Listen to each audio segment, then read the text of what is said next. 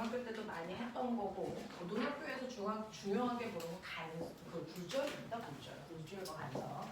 그러면 굴절이라고 하는 거 여러분들이 알고 있는 것처럼 다른 매질을 지나갈 때요. 속력이 다르기 때문에 속력 차이로 꺾여 들어가는 성질이야. 다른 매질을 만나면 직진할 수 없어 꺾여 들어가. 자, 꺾이는데 왜 꺾여야 되냐라고 하는 건 선생님이 원할 때도 했었는데요. 여기가 육지고 여기가 이렇게 바다라고 치면 여기 바다에서 놀던 애가 이렇게 빠져서 허우적거리면 그래서 네, 아빠는 이 아이를 구하러 여기서 가셔야 돼요. 자, 구하러 갈 때 가장 잘 구할 수 있는 방법이 뭐냐? 라는 겁니다. 잘 구할 수 있는 거 이렇게 가면 구할 수 있을까요? 이거 아니라는 거죠. 왜? 사람은 육지에서와 바다에서 그래서 앞으로 나아갈 수 있는 속력이 달라요. 빛처럼. 사람이기 때문에 육지에서 훨씬 빠릅니다. 그러니까 아이를 구한다는 건 짧게 가는 게 아니고 최단 거리로 가는 게 아니고 최단 시간으로 가야 구할 수 있거든요. 최단 시간으로 가기 위해서는 자기가 빠른 쪽은 더 많이 가고 느린 쪽은 최소한으로 조금 가야 구할 수 있다는 겁니다. 그래서 모든 파동은 이렇게 간다는 겁니다. 이렇게 간다는 겁니다. 모든 파동은 가장 최단 시간에 거기에 도착한 아이들의 속성이 나타나요. 그러니 실제로 여기서 빛이 나오고요. 여기가 공기이고 여기가 물입니다. 빛은 사실은 똑바로 얘기하면 이렇게 가는 새끼도 있고 이렇게 가는 새끼도 있겠죠. 네. 근데 최단 시간으로 도착한 아이들이 에너지가 가장 많이 도착하면서 그 아이의 속성이 나타나요. 그래서 이렇게 도착한 아이는 시간이 느리기 때문에 얘의 속성이 나타나지 않고 얘의 속성이 나타나요. 그래서 우리 이제 꺾여가 가장 강한 성질을 띠고 있는 아이들을 설명하는 게 이렇게 가는 거야 라고 얘기하는 거야. 되겠죠? 그래서 이런 식으로요. 파동이 속력이 다른 매질을 만났을 때 꺾여 들어가는 성질을 우리가 굴절이라고 하는데 매질이 달라지면 일부는 반사하고 일부는 굴절해서 가요. 그랬을 때 몇 도로 꺾였는지 각도를 재기 위해서는 무조건 빛이 들어간 접선면과 90도 되는 법선이죠. 그 법선으로부터 각도를 재는 게 맞아라고 했어요. 그래서 법선으로부터 입사광선까지의 각도를 재면 이걸 입사각이라고 할 거고요. 법선으로부터 반사각도까지 반사광선까지 각도를 재면 반사각이라고 할 거고 법선으로부터 굴절광선까지 각도를 재면 이걸 굴절각이라고 해. 이런 얘기야. 그렇죠? 그래서 실제로 경계면에서 입사각과 반사각, 굴절각 이거 생긴단 말이야. 근데 우리가 앞서 배운 것처럼 입사각과 반사각의 크기 반드시 같아야 됩니다. 왜? 반사법칙 때문에. 그래서 반사법칙으로 입사각과 반사각은 예외 없이 같다. 정반사를 하든 난반사를 하든 예외라는 건 존재하지 않는다. 근데 굴절각은 절대로 입사각과 같을 수는 없다. 같진 않습니다. 속력이 달라서 꺾여 있기 때문에 절대 같을 수는 없어요. 그러면 같을 수는 없는데 입사각보다 굴절각이 커야 돼? 그럼 작아야 돼? 그냥 뭘로 결정해? 속력에 의해 결정해요. 그래서 지금은 여러분들이 공기 중에서 물로 갔어요.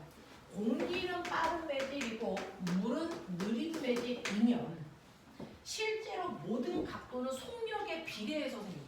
각도는 속력만큼 생깁니다. 그러니까 속력이 빠른 쪽에 입사각이 훨씬 더 크고 속력이 느린 쪽에 생긴 굴절각은 작아야 되겠죠. 요 방향으로 생겨요. 근데 거꾸로 물에서 공기로 빛을 쏠 수도 있어요. 그러면 이럴 때는 여기가 느린 매질이고 여기가 빠른 매질이잖아요. 그러면 물에서 쌌기 때문에 물속에서 생긴 각이 여러분들이 보시는 입사각이고요. 얘가 굴절해서 이렇게 갈 거예요. 그쵸? 그럼 요 각도가 굴절각이에요. 이렇게 생겨요. 그러면 물속에서는 입사각, 반사각 다 생겨? 근데 그 크기 같아야 돼. 근데 공기 중에서 굴절각이 생겨? 이럴 때는 무슨 각이 커요? 무슨 각이 커요? 굴절각이 훨씬 큽니다. 왜? 각도는 속력이 비로소 나타나기 때문에. 알겠습니까? 이렇게 돼요. 그래서 굴절각은 입사각보다 무조건 작다? 병신특이나 하는 말이야. 그래서 굴절각은 입사각보다 클 수도 있고 작을 수도 있고 이때 어느 매질에서 어느 매질로 가느냐에 따라서 굴절각의 크기가 입사각보다 크다 작다를 결정한다라는 얘기입니다. 어쨌든 꺾여 들어간다는 얘기겠죠. 자, 그래서 이때 내가 입사각을 보니까 공기에서 물로 갈 때 입사각을 보니까 30도면 반사각 보나마나 30도예요. 그럼 굴절각은요 느린 매질이가 이 각도보다는 작겠죠. 그래서 한 10도 생겼어 뭐 이런 느낌이야. 이렇게 생겼다고 치자. 그러면 내가 이 상황에서 여기 입사각이 30도고 반사각 30도고 굴절각이 10도 만들어줬는데 각도를 조절해서 입사각의 크기를 30도보다 더 크게 할 수도 있겠지. 그래서 입사각을 30도가 아니고 40도를 만들었다고 치자. 그럼 따라서 반사각도 40도가 돼야죠. 반사가 없기 때문에. 이런 얘기야. 그러더니 입사각을 내가 크게 했어요. 그러면 이때 굴절각은 변화가 있을까 없을까? 반드시 있어요. 얼마 이거는 커질까요? 작아질까요? 10보다 무조건 커집니다. 입사각이 커지면 굴절각은 따라서 커집니다. 그래서 같은 변화가 일어나요. 그래서 얘는 몇 도가 되던 10도보다는 커야 됩니다. 5도 15도 이런 느낌이야. 입사각이 변하는 만큼 굴절각도 같이 변합니다. 입사각이 커지면 굴절각도 커져요. 그러면 여기에서 본다면 입사각보다 굴절각이 더 클 건데 입사각이 30이야? 반사각 30이겠죠. 굴절각은 얘는 빠른 매질 중에 생기기 때문에 더 커서 얘를 70이라고 잡아볼게요. 이런 느낌이었어. 근데 입사각을 크게 했어요. 40, 반사각 40 때리죠. 굴절각은 70보다 커지니 작아지니? 커지니 작아지니? 커져요. 같은 비율로 움직입니다. 매질의 종류하고 상관없어요. 변화량이 같아요. 그래서 얘도 커지겠죠. 그래서 우리는 이거 90대 써? 뭐 이런 식으로 생각해보자는 거죠. 입사각을 크게 했더니 굴절각은 더 커져야 되니까 이렇게 되는데 이게 그래서 90도가 될 수도 있다는 거죠. 자, 굴절각을 90도로 만드는 입사각을 우리 뭐라 그러냐면 멋진 말 임계각이라고 부른다 했어. 임계각. 그래서 임계각이라는 게 만들어져요. 이 임계각은요 느린 매질에서 빠른 매질로 갈 때만 생깁니다. 느린 매질에서 빠른 매질로 갈 때만 되죠. 임계각이라는 게 만들어지죠. 빠른 매질에서 느린 매질로 얘를 90도로 만들면 얘 여기서 났어요. 말도 안 되는 거예요. 되겠어. 이렇게 된다는 얘기예요. 그래서 빠른 매질에서 느린 매질로 갈 때 임계각이라는 게 존재하지 않고요. 느린 매질에서 빠른 매질로 갈 때 굴절각을 90도로 만드는 입사각이라는 게 생깁니다. 그걸 임계각이라고 한다. 그러면 임계각보다 조금이라도 더 크게 입사시킬 수도 있어요. 40도보다 조금 더 크게 입사시킬 수도 있단 말이죠. 그러면 입사각이 커지면 굴절각은 같이 커져야 돼 라고 했으니 얘는 90도보다 더 커져야죠. 신기한 일이 발생해요. 이거 41도로 임계각보다 더 큰 입사각을 만들었어요. 그럼 굴절각도 같이 커져야 되니까 90도보다 더 커지면 얘 안으로 이렇게 들어요. 우리 굴절은 다른 매질로 꺾여 나가야 됩니다. 꺾여서 나가야 되는데 얘 나가자고 다시 들어왔어. 굴절각이 너무 커서. 그래서 내가 보기에는 굴절된 게 아니고 반사된 것처럼 보죠. 반사만 일어난 것처럼 보여서 그래서 얘를 우리가 뭐라 그러냐면 임계각보다 입사각이 더 커질 때 모두 다 안쪽으로 들어와서 반사만 일어난 것처럼 보인다. 전부 다 반사니까 전반사 현상이 일어나라고 해요.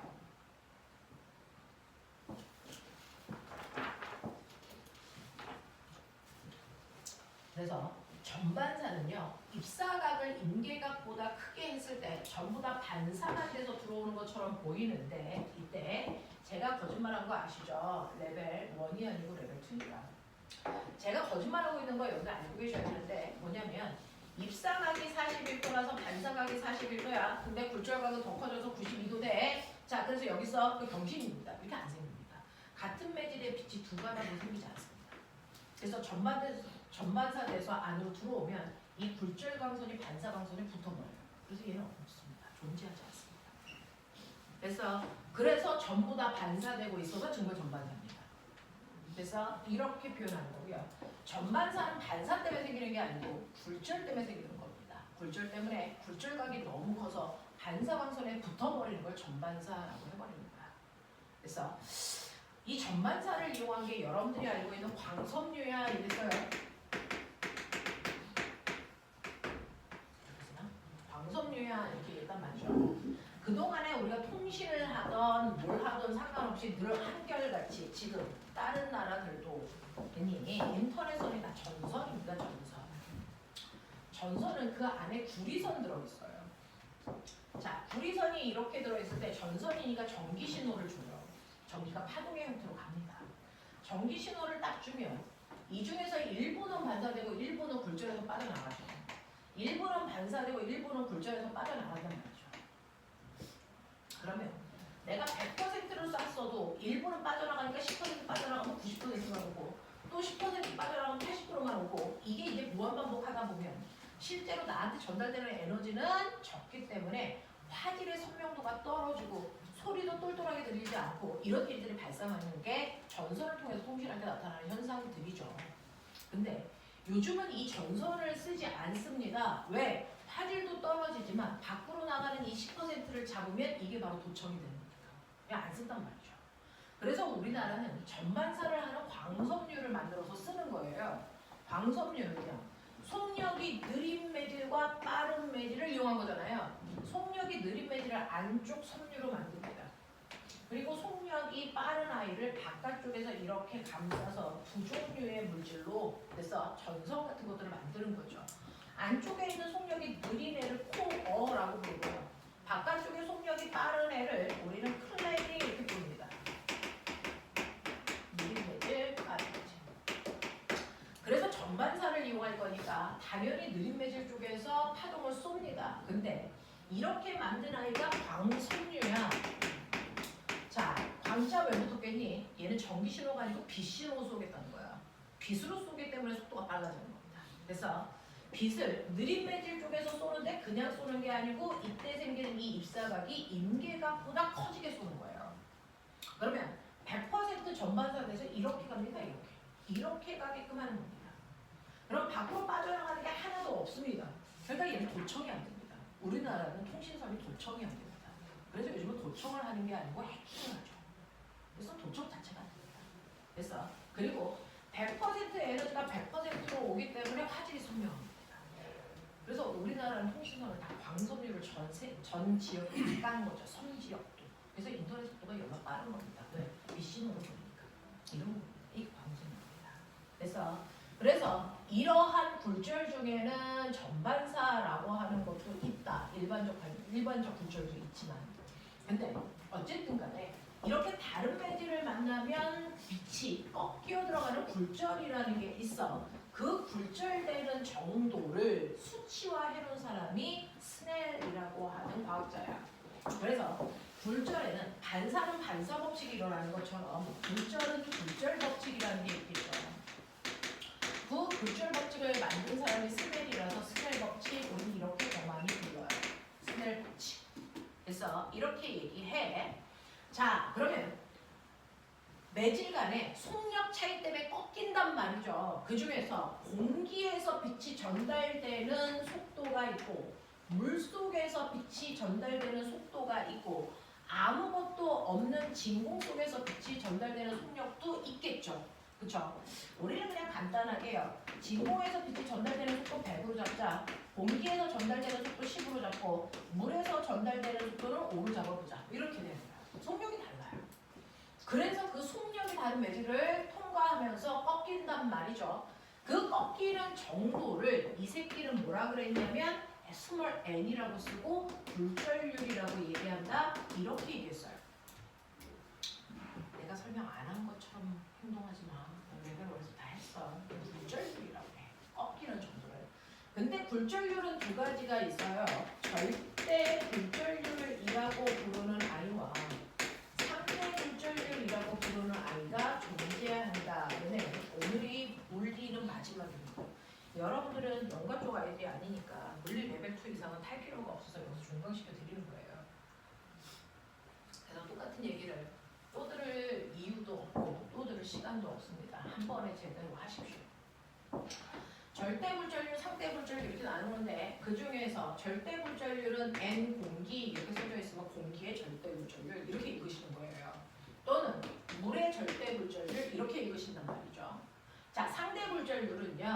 N 공기 물 이렇게 읽어요. 자, 그러면 이렇게 써져 있으면 뭐라고 읽었냐면 공기에서 물로 갈 때 상대 굴절율 이렇게 읽으셔야 돼요. 됐어요? N 물 공기 이렇게 써져 있으면 이건 물에서 공기로 갈 때 상대 굴절율 이렇게 읽으셔야 돼요. 됐어? 공기에서 물로 갈 때 상대 굴절율, 얘는 물에서 공기로 갈 때 상대 굴절율 이렇게 읽는 거야. 됐죠? 이러한 절대 굴절율과 상대 굴절율 꺾이는 비율, 자 보시면 실제로 공기 중에서 유리로 빛을 쏘면 아니 물로 빛을 쏘면 이렇게 꺾인다고 치자. 여기 입사각이 30도인데 굴절각이 20도로 이렇게 꺾였다고 치자. 이거 물로 갈 때야. 물로 갈 때 이래요. 근데 여기를 물이 아니고 유리로 바꾸면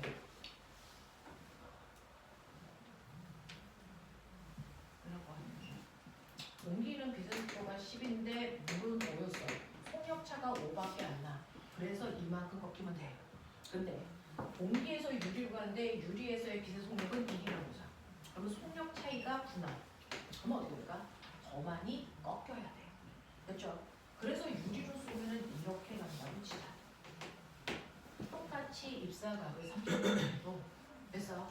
공기에서 물로 간 거냐, 공기에서 유리로 갔느냐에 따라 꺾이는 정도가 나요. 속력차만큼 더 꺾여 이런 얘기거든요. 속력차가 많이 나면 많이 꺾여. 속력차가 조금 나면 조금 꺾여. 속력차가 없으면 안 꺾여. 이런 얘기예요. 꺾이는 건 그 꺾이는 비율은 속력차거든요. 그 꺾이는 비율을 굴절율이라고 합니다. 그럴 거면 굴절각은요. 유리는 굴절각이 아니 물은 굴절각이 20이고 유리는 굴절각이 10이라고 쳐. 그죠? 굴절율 이겁니다. 굴절율은 똑바로 갔을 때보다 누가 더 많이 꺾여 들어갔어? 이게 굴절율이죠. 맞아? 굴절율이 더 큰 건 물이야, 유리야? 유리야. 이런 거죠. 더 많이 휘는 거. 그걸 굴절율이라고 한다고요. 유리에서의 굴절율이 더 크게 나타나겠죠. 이런 느낌.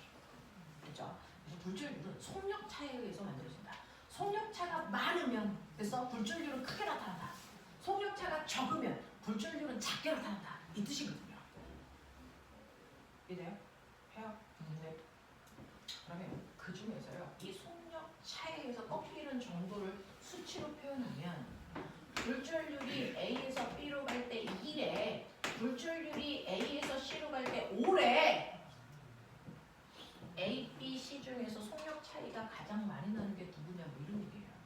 A에서 B로 갈 때 속력 차이가 더 크니 A에서 C로 갈 때 속력 차이가 더 크니 수준이 더 크니까 속력 차이가 더 크겠죠. 이런 느낌이야.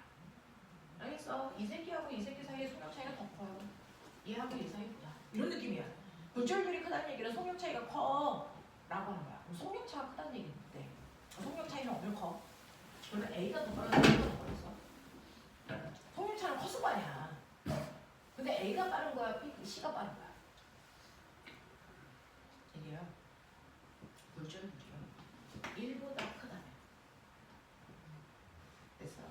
근데 빠른 곳에서 느린 곳으로 가면서 속력 차이를 숫자로 표현한다. 아, 이 새끼 열나 느리네. 그 얘기예요. 그럼 속력이 빠른 순서대로 불러봐. 이 셋 중에서 속력이 제일 빠른 거. A, 그다음 B야, B야, C. 이 뜻이라고. 이게 고등학교 내신이라고. 알겠어? 굴절율을 구했는데 숫자가 1보다 커. 빠른 데서 느린 데로 갔다는 거야. 더 느릴수록 굴절율이 커. 더 많이 느려질수록 굴절율이 커. 이런 얘기야. 됐어? 굴절율이요. A, 뭐 N, A, B, N, A, E. 얘는 2분의 1인데 얘는 10분의 1이야. 이런 느낌도 있어. 1보다 작아. 이 얘기는 거꾸로 느린 쪽에서 빠른 쪽으로 간다. 여기서 이런 느낌이야. 이런 느낌. 이런 느낌이야. 자, 그래서 굴절율이 클수록 속력 차이는 크다. 숫자가 커질수록 훨씬 더 느린 쪽으로 간다는 뜻이다. 이런 느낌으로 머릿속에 넣으시면 되는데 이때요. 상대 굴절율 구하는 방법 한번 보여드릴 테니까 칠판을 지워야 되니까 잘 보세요. 상대 굴절율.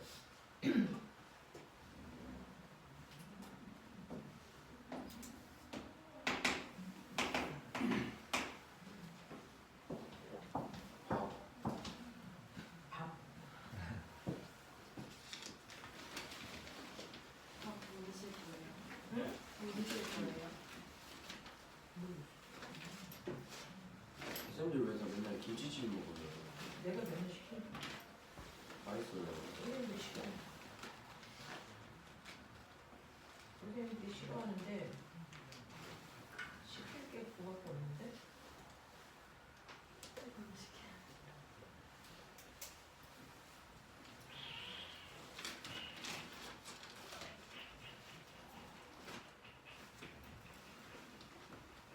선생님 메뉴를 정하는 거예요. 우와.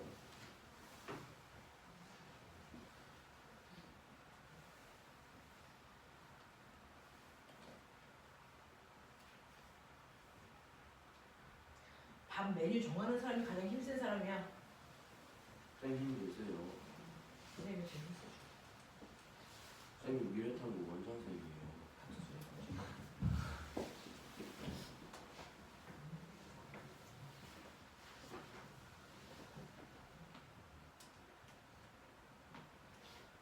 우리 밥 시키는 거 막내가 하지 않아요? 나이는 어린데 힘은 세. 나이가 없어요. 너 무슨 소리 새끼야? 아니 진짜. 자, 시켰어. 자, 오메가 기억해. 공기에서의 속력은 10으로 잡고 요거 기억해. 자, 이렇다고요. 자, 공기 중에서 물로 꺾여 들어갈 때요. 빠른 매질에서 느린 매질로 가니까 아래쪽으로 꺾여야죠. 이렇게 되는 모습이었어. 그죠? 이렇게 된다고요. 이렇게 된다고요. 자, 그랬을 때 꺾이는 정도 그걸 나타낸 게 굴절률. 그 중에서 공기에서 물로 갈 때는 N 공기 물 이렇게 쓰면 돼. 공기에서 물로 갈 때 상대 굴절률. 이거 어떻게 구하는지 보여드리겠다는 거예요. 그쵸? 사실은 다 보여드렸었는데. 자, 얘는요. 이 꺾이는 정도 굴절률이 두 매질 사이의 속력의 차이야. 그러니까 공기에서의 속력과 물에서의 속력의 비율로 구하는 게 상대 굴절률의 원래 방법입니다. 꺾이는 이유가 속력 차이니까 속력의 비율로 구하는 값이에요. 그쵸? 공기에서의 속력이 10이고 물에서의 속력이 5니까 이제 상대 굴절률 얼마니? 2죠. 됐죠? 그러면서 얘는 1보다 큰 값이죠. 아, 빠른 매질에서 느린 매질로 가구나. 알겠습니까? 이런 느낌이야. 이런 느낌이야.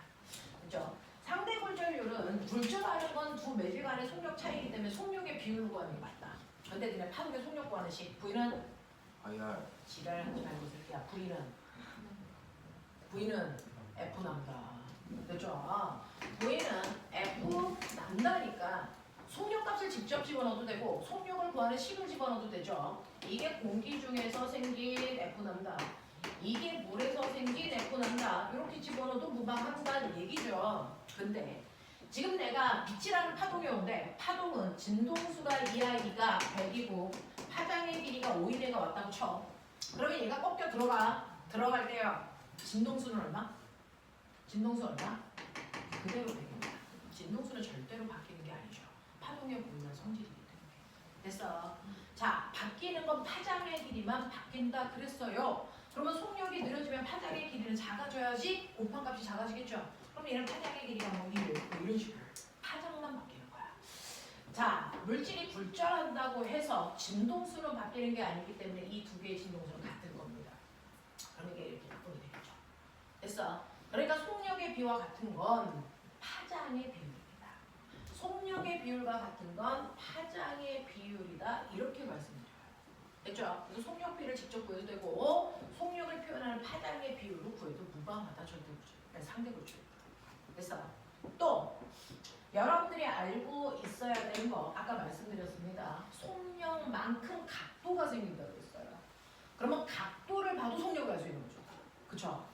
자, 여기서 생긴 게 공기에서 생긴 각, 여기서 생긴 게 물에서 생긴 각이에요. 그래서 속력만큼 각도가 생겼다 그랬으니까 각도의 비율로 봐도 되는데 이 각도는 도 단위로 계산하니까 값으로 계산한 값이랑은 같은 숫자가 나올 수가 없어. 그러니까 각도를 값으로 전환하기 위해서 앞에 사인을 치워놔요. 됐어? 이 값이 정확하게 얘네들의 값과 같습니다. 되냐? 속력이 빠르다는 얘기가 각도가 크다는 얘기고요. 그 각도를 값으로 치환하기 위해서 사인 표현만 한 거야. 라는 얘기예요. 됐죠? 네. 그리고 절대 굴절률만 있는 게 아니 상대 굴절률만 있는 게 아니고 절대 굴절률도 있는데 지금 선생님이 이거 쓰는 거 보였어요? 공기에서 물러갈 때 출발한 공기 쪽 값이 다 위로 올라갔어요. 됐죠? 이 자체가 그냥 물 사이의 수면이라고 생각하면 돼요. 그냥 이렇게 쓴 거예요. 이게 상대 굴절률이야. 그래서 상대 굴절률을 구하는 방법은 출발한 곳에서 도착한 방향으로 이렇게 쓰시면 되거든요. 됐니? 근데 상대 굴절률을 구할 때 절대 굴절률로 상대 굴절률을 구하는 방법만 쓰는 위치만 거꾸로 써야 된다. 여기가 공기의 절대 굴절률이고 여기가 물의 절대 굴절률 이렇게 들어간다. 분모 분자의 위치가 거꾸로다라고 한 거예요. 그래서 스넬이라는 사람이 상대 굴절률 이렇게 구하면 돼. 이 얘기 한 사람이 스넬이야. 그걸 스넬 법칙이라고 한 거야. 자, 그러면 이렇게 쓰면 되니까 머리가 있으면 됐죠? 이렇게 되어 있죠. 그러면 얘 이렇게 곱해도 똑같아. 맞아. 이렇게 곱해도 똑같아. 이렇게 곱해도 같아. 그런 얘기 한 거잖아. 수학 시간에. 그쵸? 그러니까 보시면 절대 굴절률을 이용해서 값을 구할 수 있어요. n 공기 사인 n 공기 사인 세타 공기 값이 언제나 n물 사인 세타 물과 같아야 돼. 이런 느낌이잖아. 그쵸? 자기 것들끼리 곱한 값이 같다라는 거예요. 자, n 공기 람다 공기가 m물 람다 물과 같아. 이런 느낌이야, 그치? n 공기 v 공기 값이 m물 v 물과 같아. 되게 원시적이지만 이렇게 써야 느낌이 오잖아요. 그쵸? 이렇게 된다. 라고 하는 거야. 그러니까 이 매질에서의 얘네들의 값 중에 3개만 줘도 여러분들이 3개는 실제 숫자 집어넣고 함께 구할 수 있다는 얘기야. 아니 이렇게 하면 돼. 근데 절대 굴절률이 아니고 지네들끼리 곱할 때 느낌 봐. 이렇게 되잖아. 그쵸? 요렇게만 등식으로 놓고 하면 이렇게 곱해야 되잖아.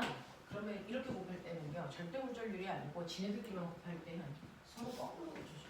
뭐냐면 V 물 람다 공기 물 공기는 V 공기 람다 물 이런 식으로 곱해준단 말이야. 맞아. 그렇죠. 람다 공기 사인 세타 물 이렇게 곱해준다. 그래서 람다 물 사인 세타 공기 이런 식으로 곱해준다. 알겠지? 이런 느낌이야. 이런 느낌이야. 되겠냐? 이런 느낌으로 고쳐줘. 자, 근데 우리가 아까 전반사 일어난 거 기억나?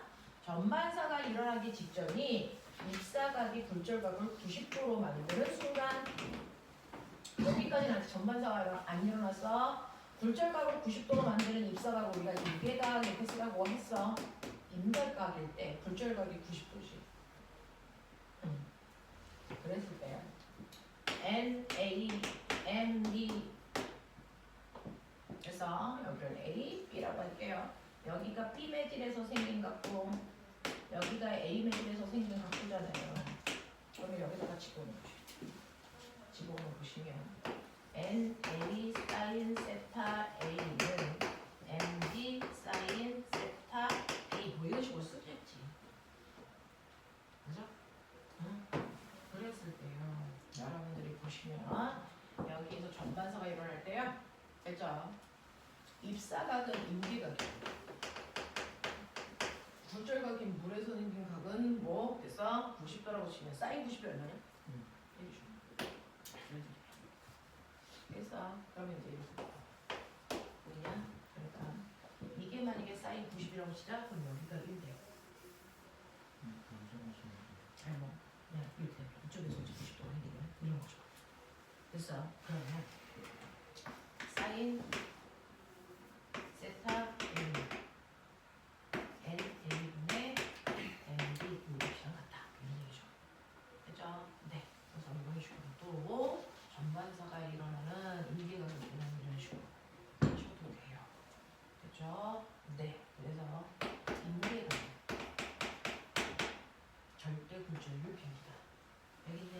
이런 느낌. 임계각은 절대 굴절률 비율입니다. 자, 그래서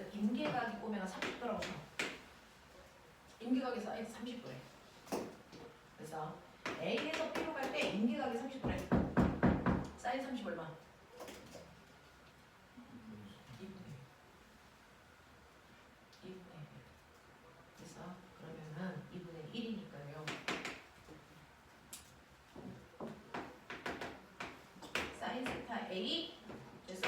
A는 NA분의 NB 이거죠?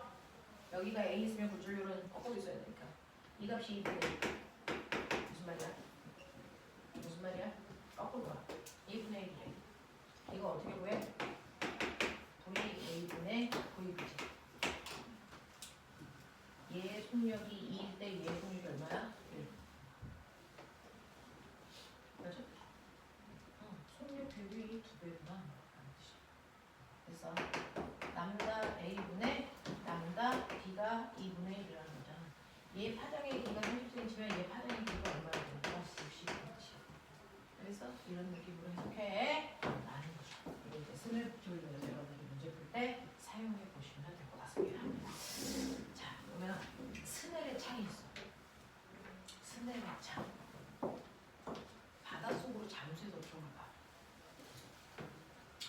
바닷속이야.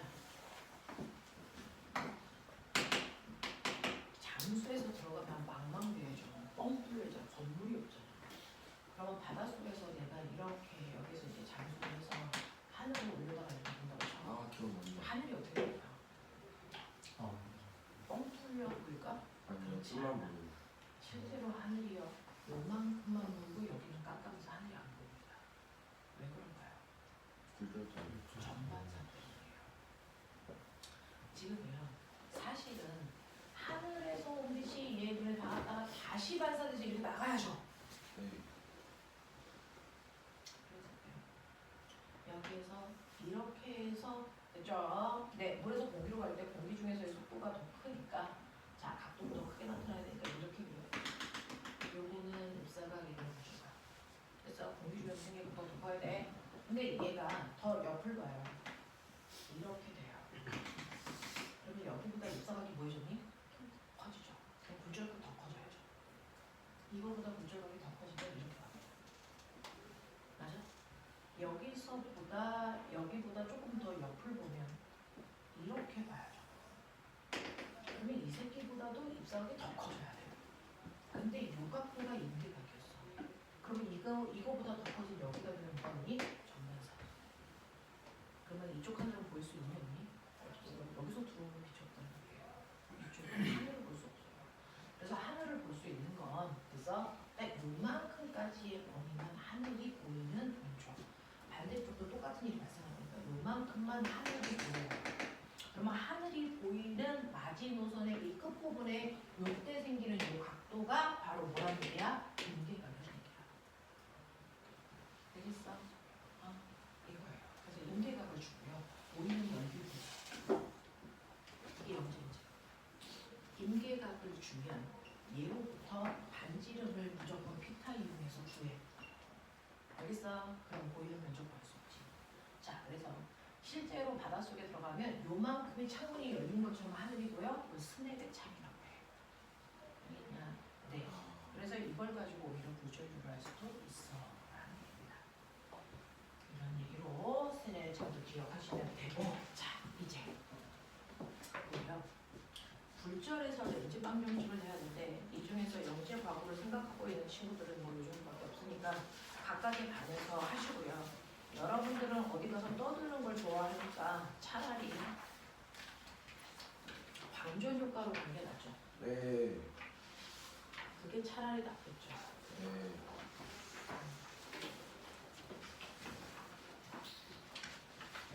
어떻게 해? 렌즈 방정식을 해? 뭐를?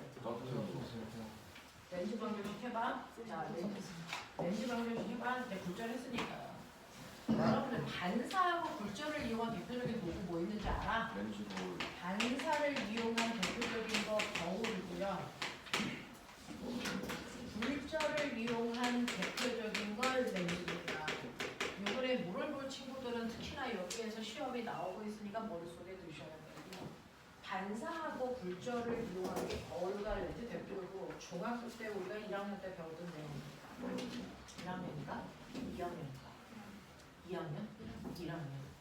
자, 거울과 렌즈가 반사와 굴절이라는 걸 이용한 건데요. 거울 같은 경우에 구조를 보면 여러분들이 아침에 머리를 빗고 나올 때 쓰는 평면 거울이 있고요. 그 다음에 이렇게 생긴 거울이 있고 이렇게 생긴 거울이 존재합니다. 그죠? 우리는 가운데가 어떤 모습이냐에 따라서 거울에 이름을 붙이죠. 그죠? 가운데가 평평한 모습이기 때문에 얘는 평면 거울이라고 해요. 그럼 얘는 뭐라고 하니? 네, 볼록. 가운데가 볼록 튀어나와서 얘를 볼록 거울이라고 하죠.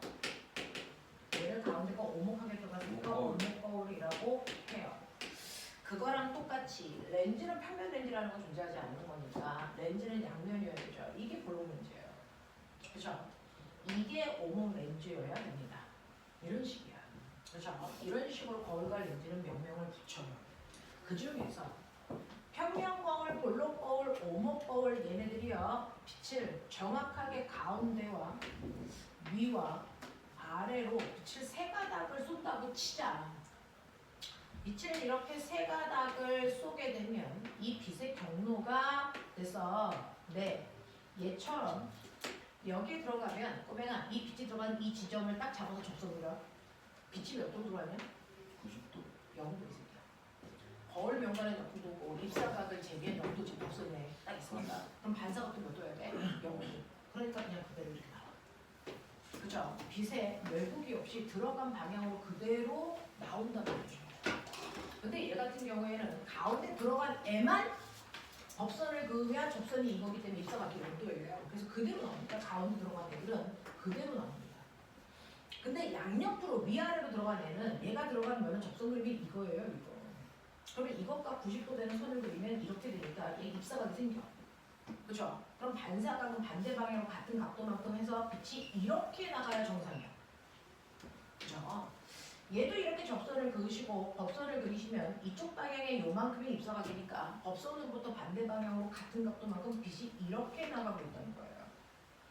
그러면 볼록 거울은 빛이 이렇게 세 군데로 갔는데 그 빛이 거울에 닿아서 나올 때는 왜곡이 일어나고 이렇게 빛의 경우가 달라집니다. 이것 때문에 물질의 크기가 달라집니다.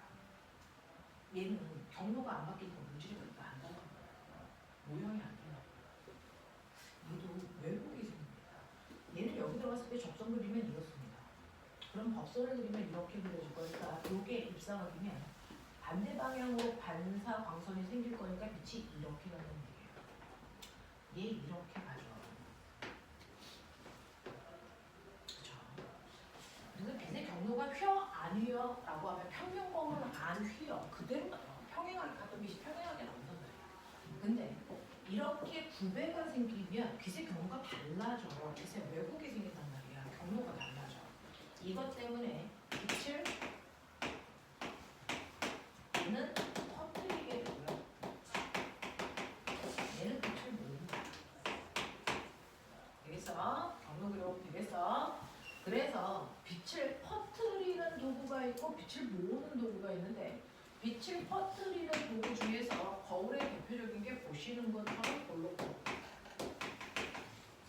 오목 거울입니다. 렌즈입니다.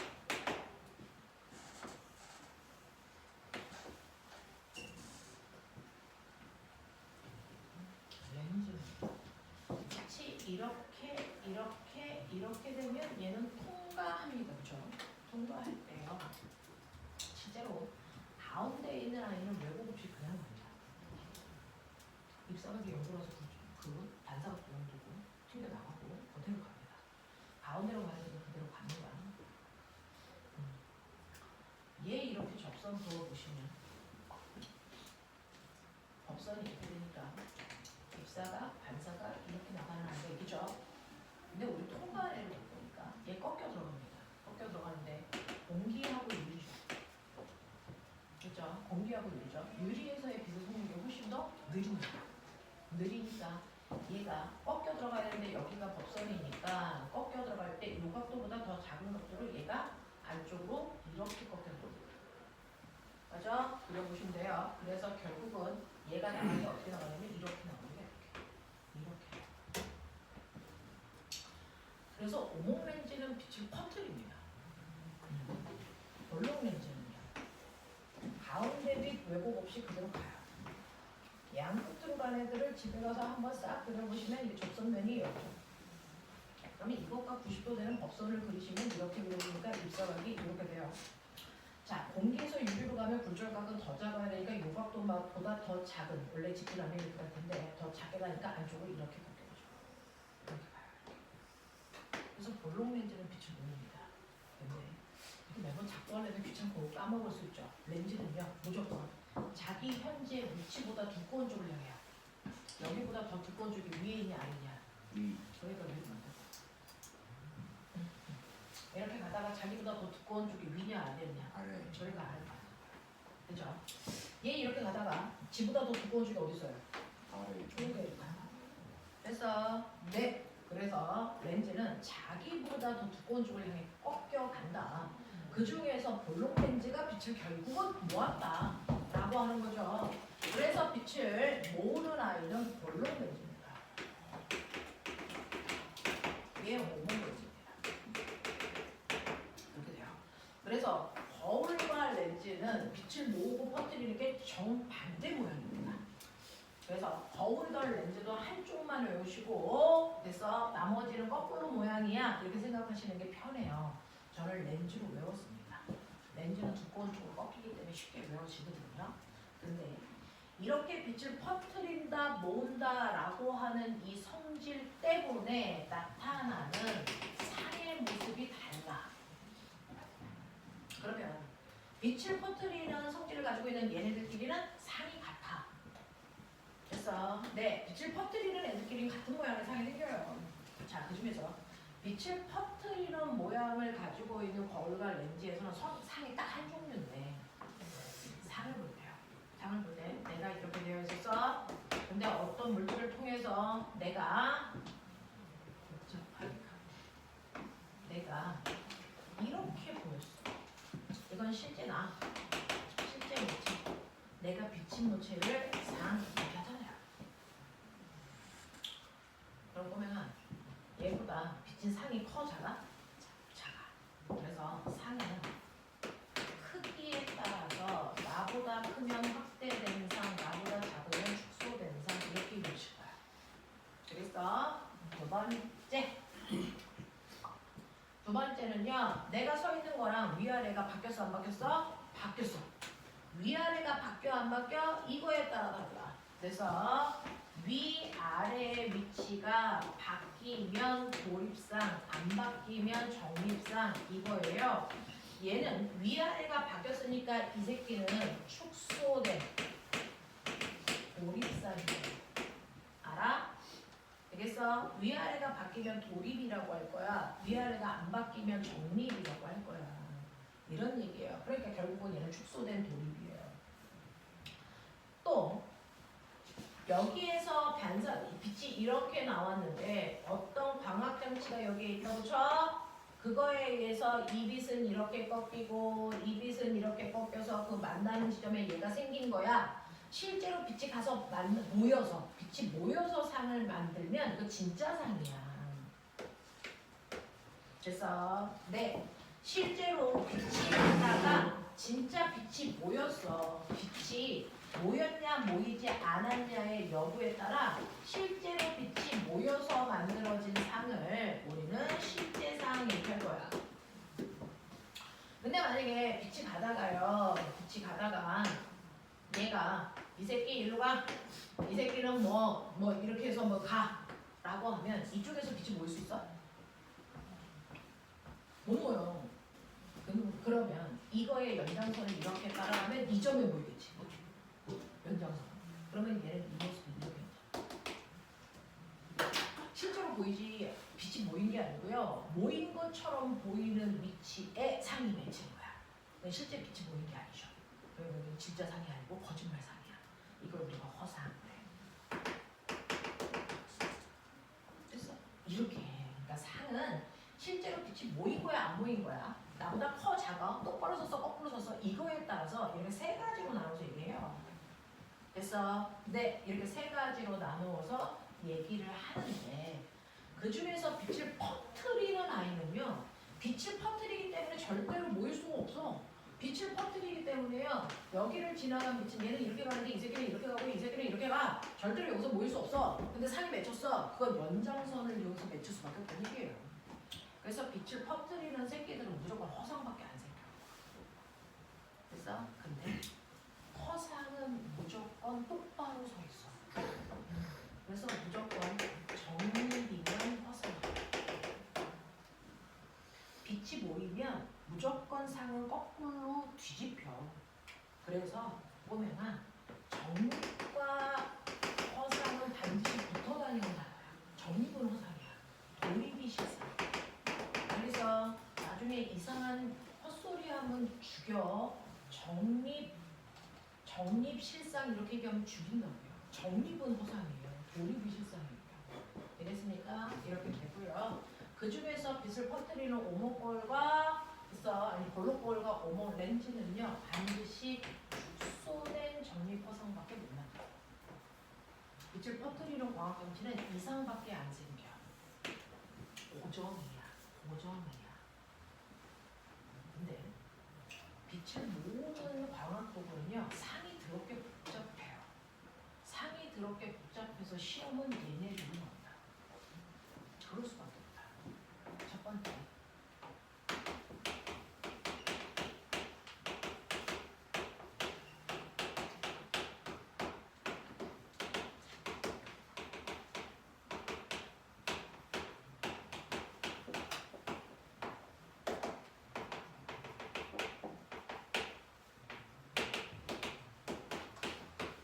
이렇게 됩니다. 상이 세 종류로 생깁니다. 저걸 그려봅니다. 진짜 그렇지. 저거 외울 수가 없잖아요. 어떻게 보면 진짜 헷갈릴 텐데. 그렇죠? 이런 상이 생기는데 정말 그런지를 여러분 작동해보세요. 중학교 1학년 때 좀 생각이 있는 학교들은 작도하는 걸 수행평가로 보던지 뭐 그랬을 겁니다. 맞아요. 양화는 생각이 없는데 뭘 맞아고요. 응. 자, 볼록 렌즈가 있다고 진짜 빛을 모으는 대표적인 도구죠. 볼록 렌즈 있습니다. 왜 그러세요? 배고파. 저도요.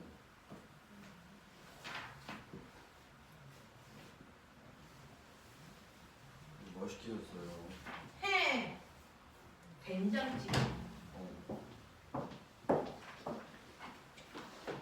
자, 크리스마스 선물시 오늘쯤 가져왔어야 될 거잖아.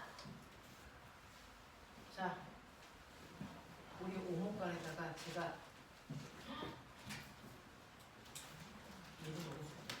자, 오목간에다가 제가 크리스마스 트리를 해놨어요. 왜 저희 관이 안 오시고요? 그렇다. 선생님이 항상 올해부터 금요일까지 오목간에 있어서 그 들어온 입구에 한 개 나야.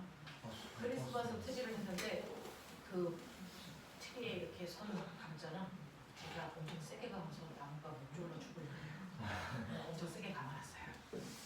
거기에 요즘에 그게 있다. 산타가 줄 타고 올라가면서 막 노래 부르는 거. 그거를 하려고 했는데 그 산타가 올라가면서 노래가 되게 음산해. 그래서 무서워서 빼버렸어. 산타가 줄 타고 올라가는데 되게 음산하더라고요. 귀신 보는 줄 알았어요. 그래서 뺐어요. 자, 렌즈가 이렇게 있고요. 가운데가 볼록하니까 볼록 렌즈입니다. 자, 여러분들 어딘가에다가 한번 따라서 그리시면 되고요. 자, 렌즈의 정확하게 중심을 지나는 축을 우리는 광축이라고 합니다. 렌즈의 정확하게 중심을 지나는 선을 광축이라고 하고요. 됐어. 사실은 이 렌즈요. 여기 없다고 치면 요거 보이세요? 이거요. 커다란 원의 일부를 잘라내는 거예요. 그렇죠? 그 원의 정확하게 중심을 우리가 부심이라고 하는데 이 부심이요. 이걸 이용해서 만든 렌즈의 정확하게 초점거리 두 개야. 부심이 정확하게 초점거리 두 개야. 그게 실제 초점은 그래서 이 중심으로부터 여기까지의 거리 절반, 여기가 초점까지의 거리. 이렇게 되어 있어요. 그러면 이쪽도 보시면 이렇게 되죠. 그럼 초점이 양쪽에 있는 거죠. 그래서 자 여기도 초점이 있어요. 요거 이거 각 기운 각도가 똑같으면 이 길이나 똑같겠죠. 그렇죠? 이렇게 되는 초점이 있단 말이죠. 초점거리의 두 배를 90 뭐 이런 식으로 표현한단 말이야. 자, 이제 저는요 물체가 어디 있냐면 초점거리 2배보다 더 먼 곳에 물체가 있어. 얘를 점점 렌즈 쪽으로 끌고 갈 거야. 그렇잖아. 정신 차려서 보야 돼. 이게 무릎이야. 그러니까 무릎을 여기서 하든 저기서 하든 어쨌든 실적은 나와야 되는 거라서 열심히 하십시오. 공부는요 티나게 하시는 게 맞아요. 그리고 이과 공부는 한꺼번에 몰아쳐야지 실력이 나옵니다. 내신을 잘하고 싶으면 그거보다 2단계의 선행을 하셔야 돼요. 그래서요 실제로 뭐 선행이 많이 되어 있거나 헛하게 뭐 수업만 하고 머릿속에 안 들어가 있어요. 그러면 상관이 없지만 선행을 많이 한 막 이제 우리 뭐 K모 운동 따잖아요. 그런 애들은 내신 시간에 수학 내신 공부를 안 합니다. 내신 공부를 하는 애들은 내신 공부하는데 무한대 시간이 걸리죠. 선행이 많이 되어 있는 애들은 이과 쪽은 시간이 안 걸리는 이유가 그런 것들 때문에. 이과 쪽 공부를 그냥 몰아쳐서 하십시오. 자, 여기 물체가 있어. 자, 그러면 광원에서 나온 빛이요. 이 물체에 닿으면 여기서 이제 빛이 갑니다. 물체에서 머리에서 나온 빛들이 이제 막 가겠죠. 자, 그 중에서 한 빛은 광축과 나란하게 가서 렌즈에 불을 튄다고 칠 거야. 그리고 또 한 빛은 정확하게 초점을 향해서 초점을 지나서 이렇게 간다고 칠 거야. 그래서 렌즈가 떴어. 그 다음에 또 한 빛은 렌즈의 중심을 향해서 가. 그래서 빛을 이 3가지로 보면 돼요. 광축과 나란하게 가는 빛, 렌즈의 중심을 향해 가는 빛, 초점 지나가는 빛. 이런 식이야. 그렇죠? 이렇게 3가지로 보시면 됩니다. 자, 얘네들이 볼록 렌즈에 만났을 때 어떤 일이 발생을 하느냐라고 하면요. 그죠? 이렇게 평행하게 나간 그 빛이 아까 우리가 그린 빛이죠. 얘는 반드시 두꺼운 쪽을 향해서 꺾입니다. 단쪽이 꺾이죠. 근데 어디 향해 가? 반대편 초점을 향해서. 반대편 초점을 향해서 얘가 이렇게 지나요. 광축과 나란하게 온 빛은 반드시 반대쪽 초점을 지나갑니다. 광축과 나란하게 온 애는 반드시 반대편 초점을 지나가는데 얘명을 왜 이렇게 안 이쁘게 그렸어? 저는 반대편 죽여씨 초점을 지나서 이렇게 가. 그래서 반드시 광축을 지나오면은 초점 지나가. 그럼 보면 초점 지나오면은 렌즈를 통과하는 순간 광축과 나란하게. 광축 지나오면 초점, 초점 지나오면 광축. 알겠습니까? 이렇게 되죠. 그러면 여기에 두 빛이 만나는 지점이 있죠. 여기가 상이 생기는 것입니다. 여기에 상이 생겨요. 그럼 중심을 지나가는 애는요. 그냥 직진합니다. 중심을 지나 그냥 직진하는데 이렇게 직진할 때 두 빛이 만난 지점에 나머지 빛들이 와서 모여요.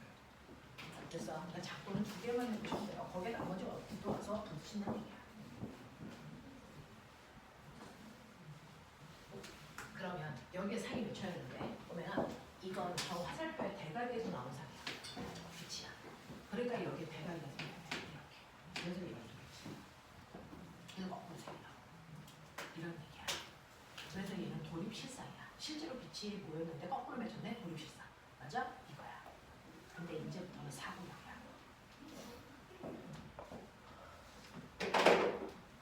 이 새끼가 점점 이제 갈 거야. 렌즈 쪽으로 갈 거야. 자, 그러면 내가요. 어디에 왔냐면 여기에 왔다고 치자. 그러면 처음에 1번 위치에 있을 때 만든 상의 위치가 여기죠. 그죠? 2번 위치로 가면 상의 위치는 1번보다 어느 쪽에 생길까요?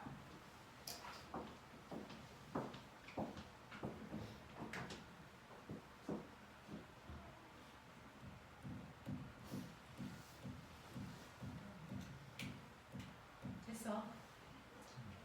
1번보다 어디야? 오른쪽 왼쪽? 오른쪽. 자, 그러면 얘가 계속 가요. 렌즈에 가까이 계속 갑니다. 상의 위치가 어느 쪽으로 갈까요? 이렇게 계속 가면 저 상의 위치 어디로 갈까요? 물체가 움직이는 방향으로 상도 같이 움직여요. 이해돼요? 네. 근데요. 그러면 이렇게 갈수록 상이 커질까요? 작아질까요? 작아지네.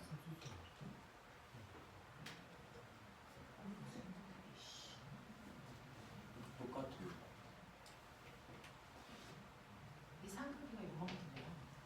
근데 갈수록 저 상의 크기는 커져져죠. 1번보다. 머리 좀 써. 머리 써야 좋아지죠.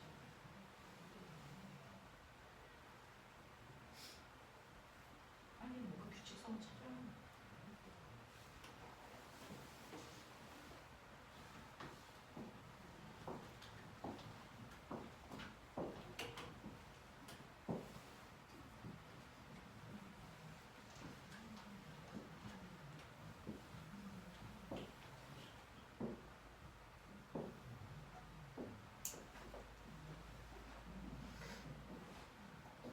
자, 생각이 끝난 사람은 얘기하시면 돼요. 더 커져요. 자, 서준이는 커진대요. 또 커져요.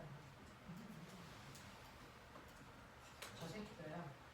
점점 왼쪽에 다가올 때 저 1번 선, 2번 선, 3번 선, 빨간 선, 흰 선, 보라 선, 저 중에서요 안 움직이는 선이 있어요.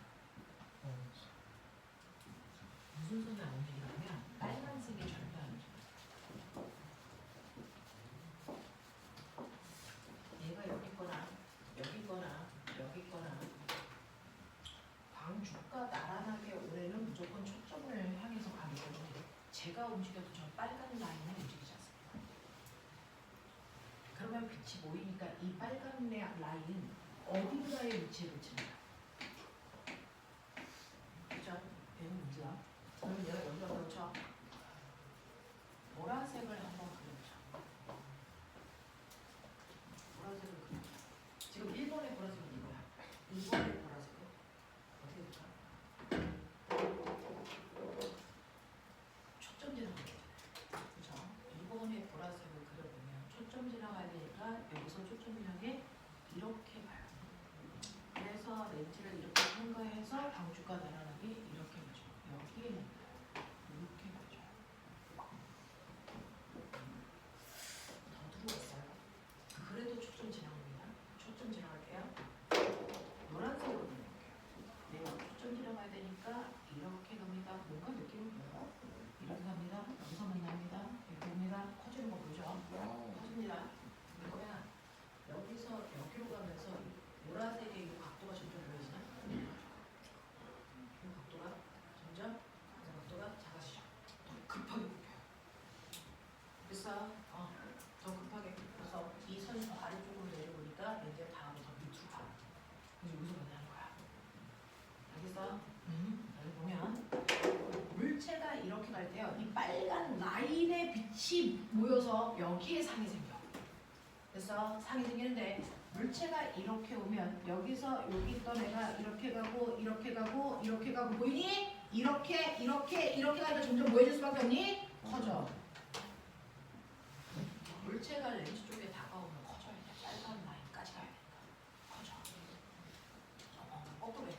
여기서부터 멀어지면 거꾸로 이렇게 가니까 빨간 라인 타고 가야죠.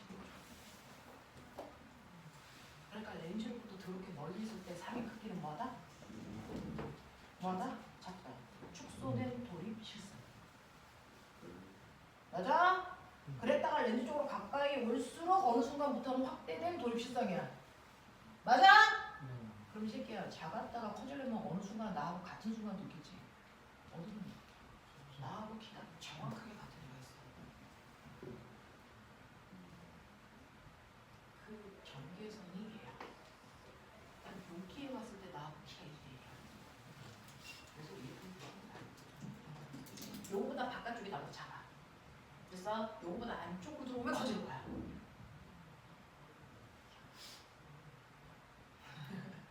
그래서 EF를 기준으로요. EF보다 먼 곳에 있을 때는요. 그게 바로 아까 써드린 1번입니다.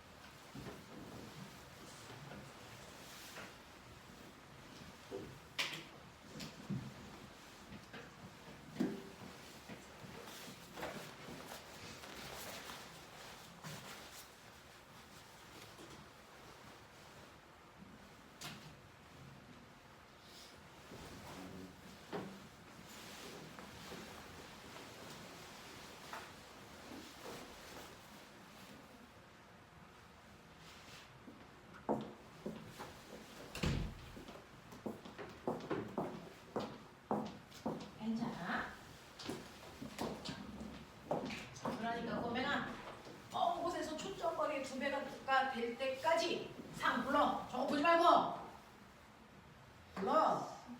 추 불러. 추 소 된 돌입 실사.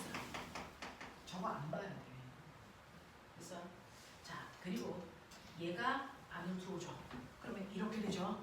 그래서 초점거리는 크기가 딱 똑같아지는 거고, 아니 초점거리 2배는 딱 똑같이 되는 거고, 초점거리 2배에서 초점거리까지가 두 번째 상이야. 불러.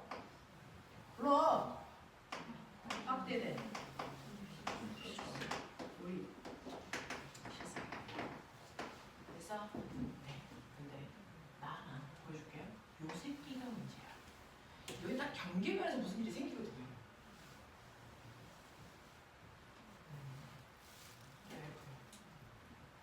수업 좀 해봐보자. 너 수업 좀 해. 이 새끼 딱 여기 왔어.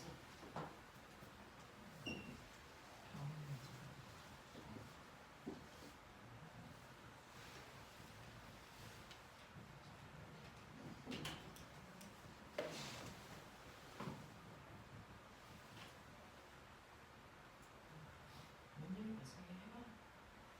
생각을 하고 작동을 하든 네 어떻게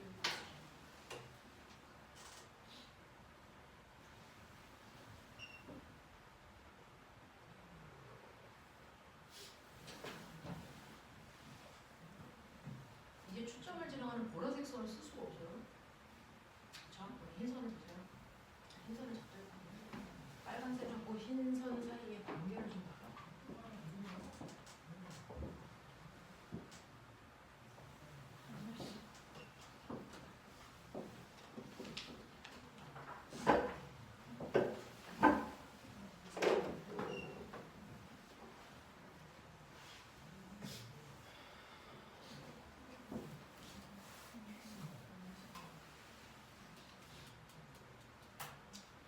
요거를 딱 지나가는 순간부터요. 어떤 일이 발생하냐면 얘가 이제 이렇게 오면 얘가 이렇게 되죠. 그러면 가면 갈수록 빨간 선하고 흰 선 사이에 간격이 점점 보이죠? 보죠. 만날 일이 없어. 여기서 보입니다. 그죠? 그럼 어떻습니까?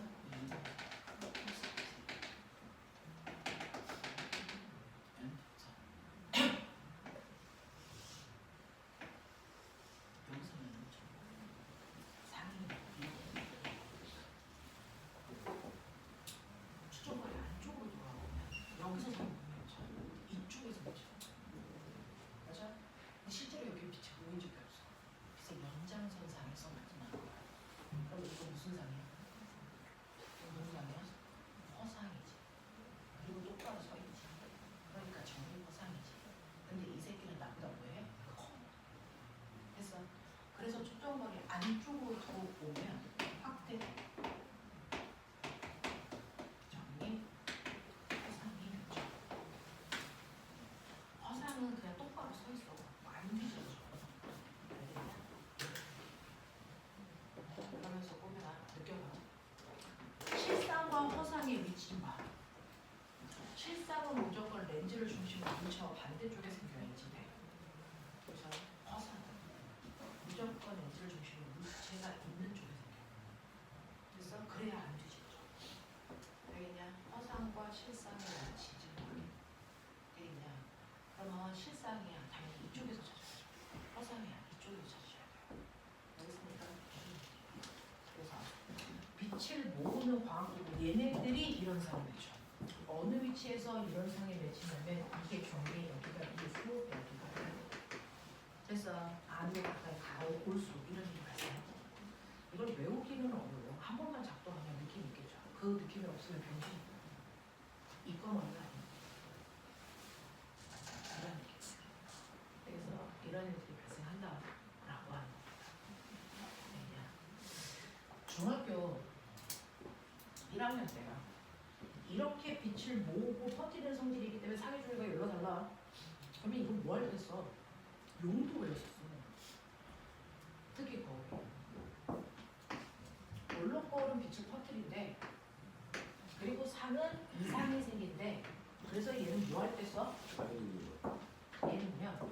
여러분들이 알고 있는 축소된 정리 화상, 몰라 조그만 상이 맺혀. 그래서요 이렇게 조그만 블록볼이 있어도 여기에 이렇게 사람들이 작게 이렇게만 하니까 훨씬 더 넓은 공간을 볼 수 있어요. 이 거울 크기보다. 그래서 편의점에 가면 구탱이에 그 블록볼이 있습니다. 그 거울 안에 편의점 전체가 비칩니다. 그래서 상을 축소시켰기 때문에 볼 수 있는 시야가 넓어졌거든요. 그래서 그 편의점 전체에 어떤 새끼가 뭘 훔쳐가나 확인하지 않아요. 그렇죠? 그래서 이 축소된 상을 맺힌다는 게 바로 시야를 넓히는 거예요. 시야를 넓힐 수가 있어요. 그 시야를 넓히는 성질을 이용해서 호성, 반사경 여러분들이 지하 주차장에서 나올 때요 이렇게 커브 틀 때 저쪽에서 차가 오는지 안 오는지 주차장에 이렇게 서 있는 게 있습니다. 그 다음에 고난 방지용 거울. 그 다음에 아까 민건이가 얘기한 자동차 이렇게 튀어나와 있는 거. 그렇죠. 네, 사이드 미러라고 하는 측면경. 그래서 측면경 이런 얘기예요.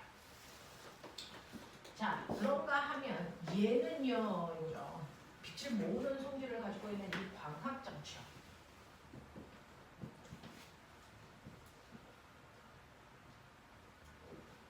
빛을 모으는 성질을 가지고 있는 이 아이는요. 상을 보는데 쓰기가 힘듭니다. 왜? 거리에 따라 똑바로 섰다가 뒤집어졌다가 막 지랄도 하지. 그렇죠? 작았다가 컸다가 막 지랄도 하니까 물체를 정확하게 보는 목적으로 쓰기가 되게 애매해. 그래서 이걸 보는 목적으로 쓰는 곳을 딱 하는 건데요. 치과 입속. 그래서 걔는 확대된 정밀 화상을 묻힙니다. 가까이 갔다가 돼서. 그래서 거기에서만 물체를 볼 때 쓰는 도구로 만드는 거고요. 얘는 물체를 보기가 되게 애매해서 얘는 빛을 모으는 성질을 이용할 때 쓰는 겁니다. 그래서요. 실제로 옛날에는 형광등을 달 때 형광등 갓이 이렇게 되어서 여기에 형광등이 이렇게 달려 있었어요. 이게 바로 뭡니까? 오목거울입니다. 형광등에서 나온 빛을 모아서 한꺼번에 쏴줘요. 그래서 더 밝아 보이는 건데 이 갓이 없을 때보다. 그래서 조명 바깥쪽에 오목거울이 이렇게 들어가 있어요. 이 거울에 의해서 빛이 더 세게 방출돼서 나가는데 대표적인 게 등대입니다. 등대가 이렇게 오목한 거울 안에 열나 작은 꼬마름이 들어가 있어. 근데 얘가 대단히 큰 오목거울이어서 빛을 모아가지고 한꺼번에 쏴주는 거라서. 그래서 그렇게 망망대해까지 가고요. 아빠 자동차 앞에 있는 전조등에 얘기가 있어요. 그래서 헤드라이트라고 하는 거. 그래서 등대, 전조등 이런데 빛을 모았다가 멀리 쏠 때 이 도구를 사용합니다. 자, 여러분들이 보시는 것처럼 이걸 매번 이렇게 작동할 수가 없죠. 그래서 이게 생기는 상을 알아내는 이것만 하고 조방하겠습니다. 렌즈 방정식이라는데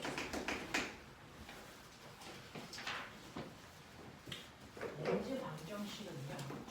렌즈의 중심에서부터 물체까지의 거리를 A, 렌즈의 중심에서부터 상까지의 거리를 B.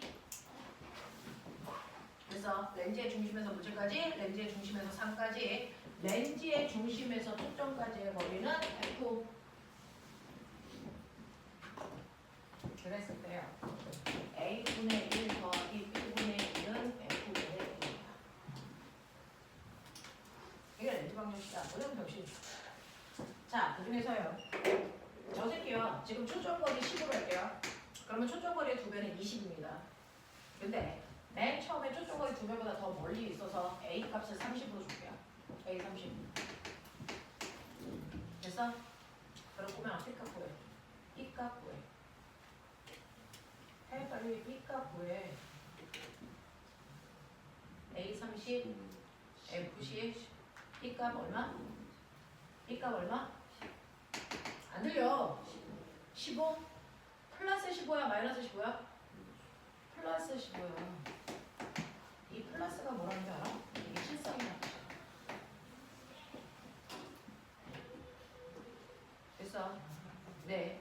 그래서 물체가 30에 있으면 렌즈보다 됐어? 15cm 떨어진 곳에 실상 생겨. 이 뜻이야. 플러스 값이니까.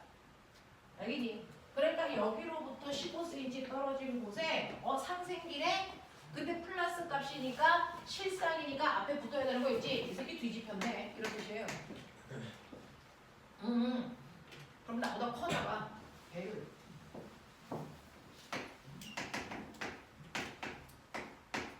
이게 나보다 몇 배 커? 그 뜻이야.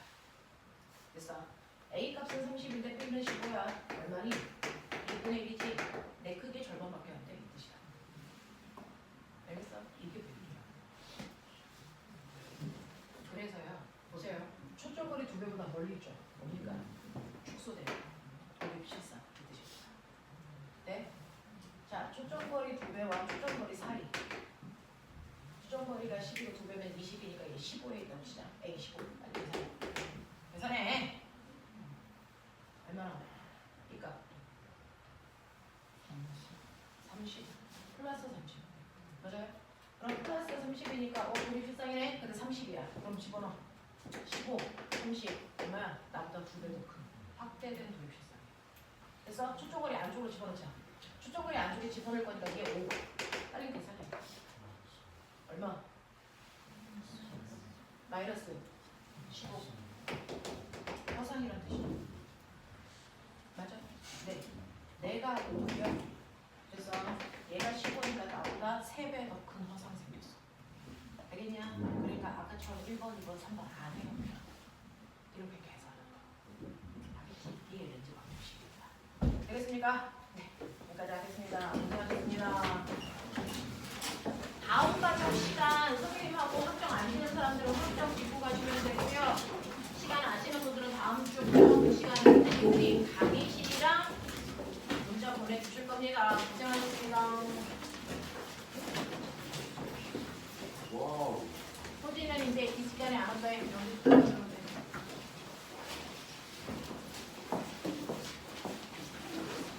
유찬이는